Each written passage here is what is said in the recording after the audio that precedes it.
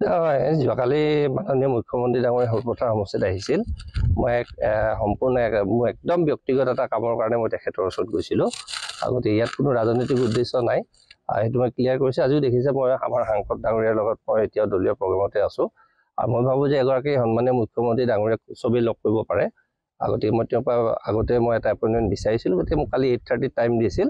গতিকে মই সেই সময়ত গৈ মোৰ এটা ব্যক্তিগত কাম আছিল, মই সেইটো তেখেতক ৰিকুৱেষ্ট কৰিছিলোঁ। বৰ্তমানে আপুনি যিহেতু জিলা কংগ্ৰেছৰ সভাপতি দায়িত্ব, তেনে পৰিপ্ৰেক্ষিতত এগৰাকী মুখ্যমন্ত্ৰীক যি বিজেপি দলৰ জিলা সভাপতিৰ লগত একেলগে আছে, চাওক তেওঁৰ লগত তেতিয়া কেৱল বিধায়ক ডাঙৰীয়া বিশ্বজিৎ ফুকন ডাঙৰীয়া আৰু তেওঁলোকৰ জিলা সভাপতি অন প্ৰটকল তেওঁলোক আছে, দেৱপতি আছিলে।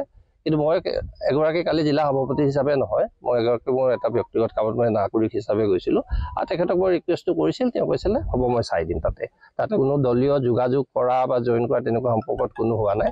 আৰু সেইটো সম্পৰ্কত মই ভাবোঁ স্পষ্টীকৰণ হয়তো এটা বেলেগ ধৰণৰ কথা হ'ব পাৰে যে জইন কৰা বা নকৰা। গতিকে মোৰ দলীয় সতীৰ্থসকলকো কৈছোঁ, আৰু যদি তেনেকুৱা কিবা সিদ্ধান্তও ল'বলগীয়া হয় তেতিয়াহ'লে মই নিশ্চয়কৈ মোৰ দলৰ মজিয়াত বা মোৰ জ্যেষ্ঠসকলৰ লগত কৰিহে মই কথা পাতিম।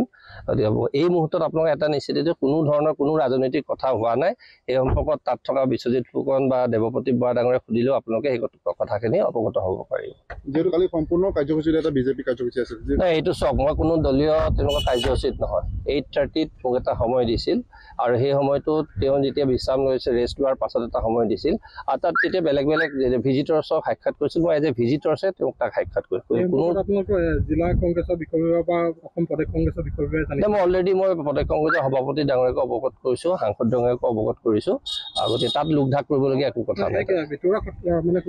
অৱগত কৰা মতে আপুনি বিজেপি যোজনা চলাইছে বুলি তেনেকুৱা কোনো সিদ্ধান্ত হোৱা নাই। মই সম্পূৰ্ণকৈ আপোনালোকক কৈছোঁ যে মই এটা সম্পূৰ্ণ মোৰ ঘৰুৱা এটা ব্যক্তিগত কামত মই তেখেতক লগ ধৰিছিলোঁ।